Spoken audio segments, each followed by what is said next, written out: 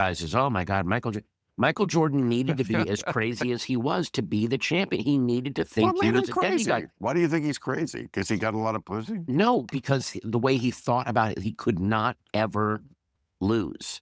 It was a mania with him, Yeah, but it made him what he was. yeah, He had that genius. yeah, But when you're touched by that genius, a lot of people, yeah. they try to make bargains with it, like, oh, I got to be normal. And he's like, but I'm not normal. Right. I'm a genius and I'm at another level and I'm just Yeah, going to accept it. right.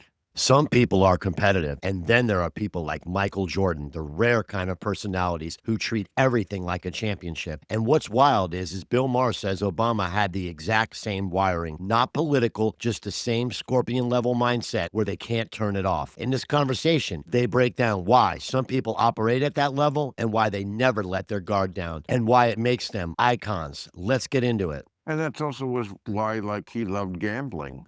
He couldn't, but that's what made him brilliant. The gambling? Yeah. No. That's kids. Gambling is a great is a shortcut to greatness.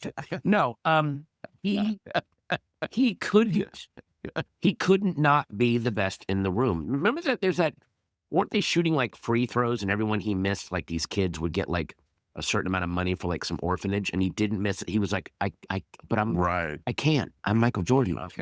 You picked the wrong guy to do this. Anyone else would happily go, whoops. And he's like, but I'm You Michael know what's Jordan. kind of like that was Obama. He used to have this pickup game. I that heard he was vicious. that he would do. No, quite the opposite. That he would do for pleasure. Obviously, it's Yeah. like, like some people. Trump plays golf 10 times a week. Obama didn't play golf. He wanted to play basketball. Yeah. But instead of just having the kind of game I have here when I play a pickup game, which is relaxed and fun, and we don't We're take being it. goofballs. We're being goofballs, and it was like ex-NBA players, and they had a ref, and it was full court, and he would only take like 3 shots a game.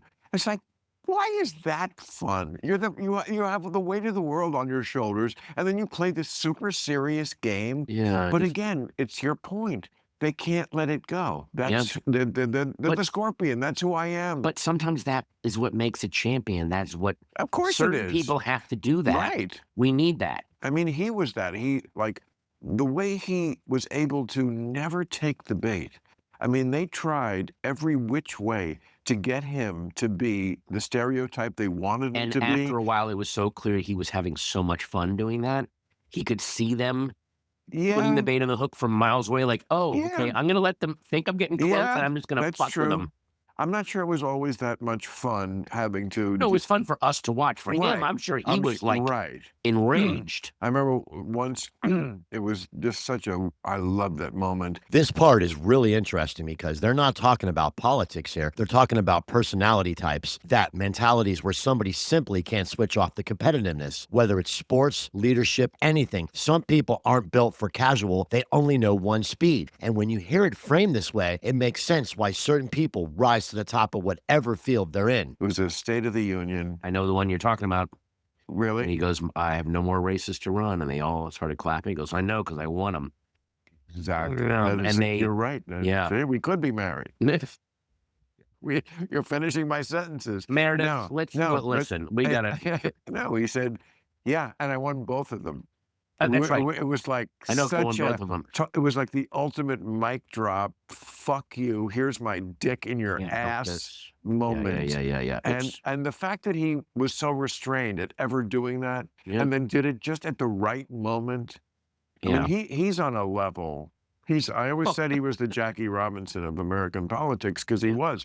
Not only because he broke the color barrier, but because he did it the way Jackie Robinson did, which was, you can't take the bait. Unflappable. They're going to scream at you in Cincinnati. When you're on first base, the whole stadium is going to be yelling the N-word. And you just have to forget about it and steal second. And and he did. It was so. And Obama did. Nothing was more fun than when they would try to. They think they would find something that would own him, like the picture of him in college smoking. and they would release the photos. Moments like this always show how public perception shifts over time. Sometimes the things people think will hurt someone ends up having the opposite effect. It's a good reminder that authenticity usually wins in the long run, especially when reaction is calm and confident. Yeah. And it was the coolest fucking photo like, I would pay a stylist $1,000 and they would not make me look that good. And he's just sitting in a dorm having a cigarette, like, you wouldn't, and then like the next day they're like, they would never mention again because everyone's like, guy looks fucking awesome. And I just, God damn it. Like, I just loved every attempt to try to own him, just backfired so horribly.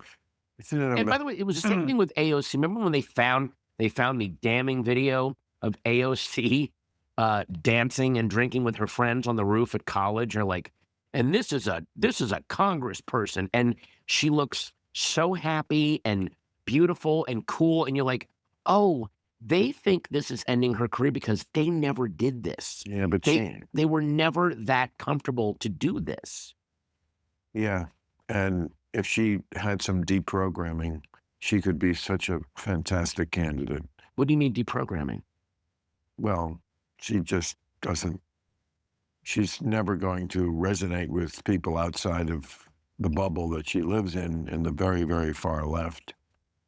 Well, and that, I mean, the New York Times, of all people, the people I've been like squabbling with for the last 7, 8, 10 years, whatever, when I was all about, Democrats have gone too far left, they just put out a huge editorial basically saying exactly what I've been saying. What, that she's too far left? Yes, and that the only way the Democrats will ever win again, not that the Republicans are probably going to give it back, is to be more moderate. But we don't have to argue about her. I mean, she has. If people think she's too far left, then that shows another way this country's broken right now. Well, I don't think it's necessarily broken in that way, but it just shows how the country is not there. That is not where the country is, and if you don't, unfortunately, okay, that's the one thing, and I hate to admit this. This country is not as mature as it thinks. If you made it this far, I appreciate you. I break down conversations from all different angles with a calm, neutral perspective. So if you like this style, feel free to subscribe. I'll see you on the next one.